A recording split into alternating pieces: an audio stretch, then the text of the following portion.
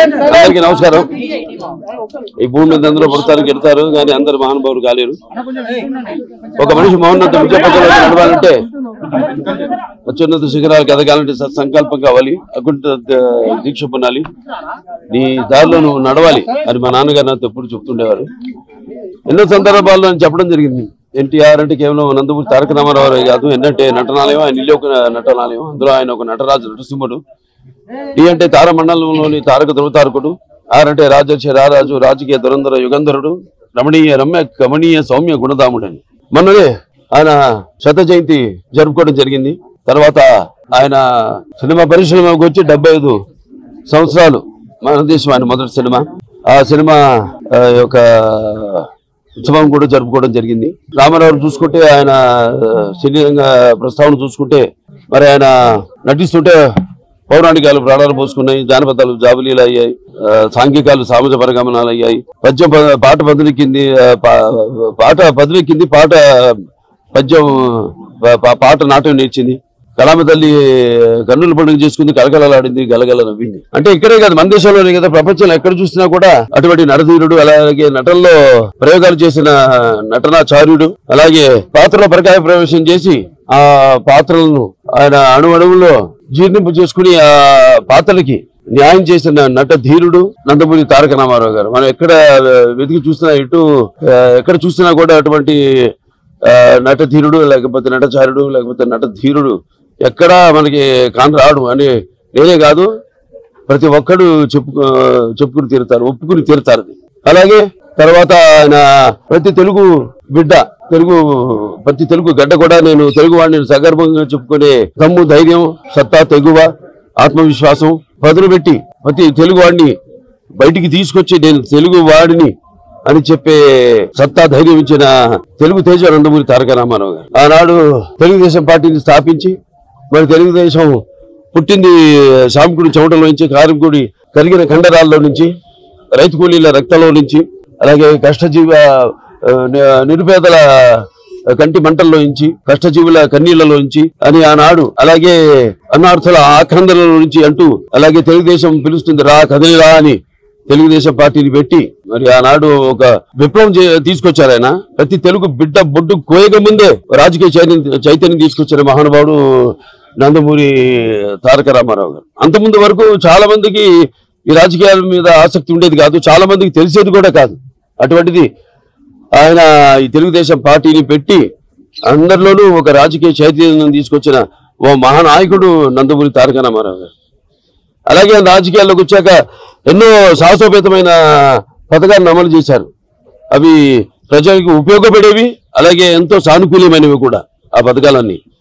NT Ramarao రాజకీయాల్లోకి రాక ముందు, వచ్చిన తర్వాత ఆయన ప్రవేశపెట్టిన పథకాలు వాటిని అమలు చేసి ఇప్పటికీ అందరూ వాటిని ప్రవేశపెట్టి అమలు చేసేలా చేసిన మహానాయకుడు నందమూరి తారక రామారావు.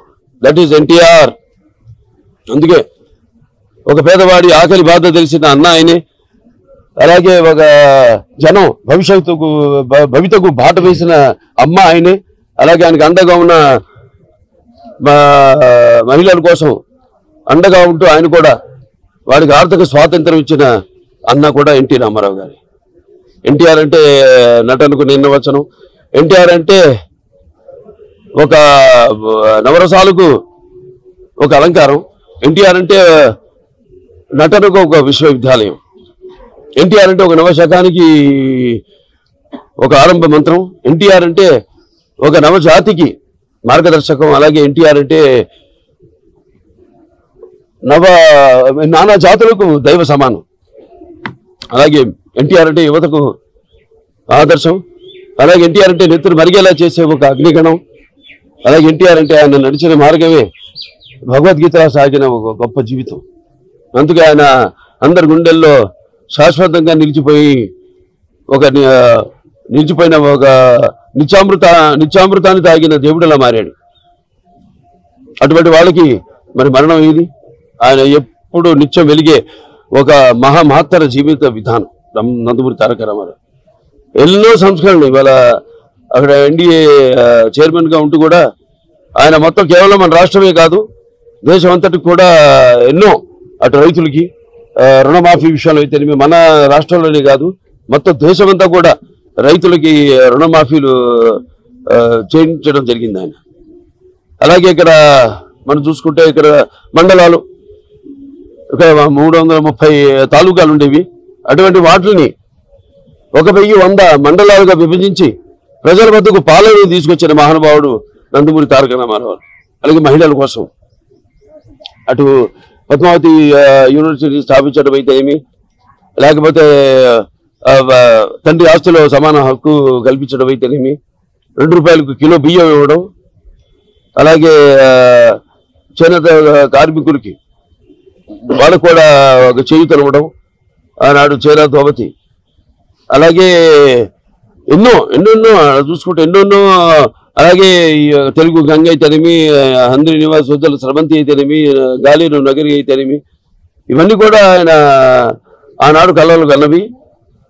అలాగే తెలుగు గంగ ద్వారా ఆయన అటు రాయలసీమ చిత్తూరు జిల్లాకి నీళ్ళు ఇచ్చి సస్యశ్యామలం చేయడమే కాదు, అటు ఎక్కడైతే ఆయన పెరిగి అంత మహానటుడు అయ్యాడు చెన్నై నగరానికి కూడా నీళ్ళిచ్చిన మహానుభావుడు అభినవ భగీరథుడు నందమూరి తారక రామారావు గారు.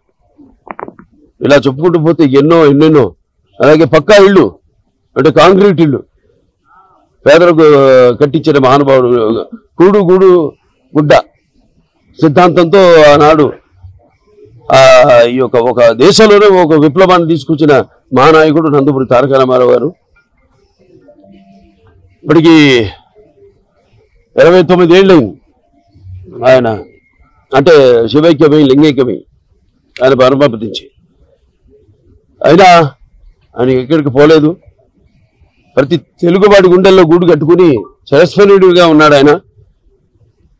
ఆయన అనుసరించి ఈనాడు ఎంతోమంది లక్షల కోట్ల మంది కార్యకర్తలు అయితేనేమి ఆయన స్ఫూర్తిగా తీసుకుని ఆనాడు ఎంతోమంది కార్యకర్తల నుంచి నాయకుల్ని తయారు చేశారు రామారావు.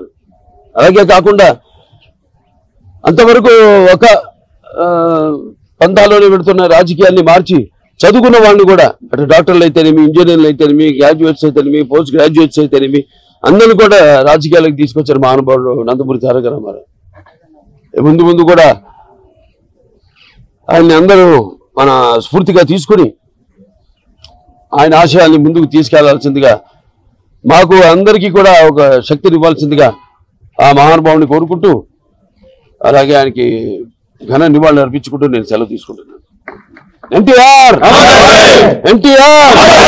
जब तक चांद सूरज रहेगा, जब तक चांद सूरज रहेगा, जब तक चांद सूरज रहेगा,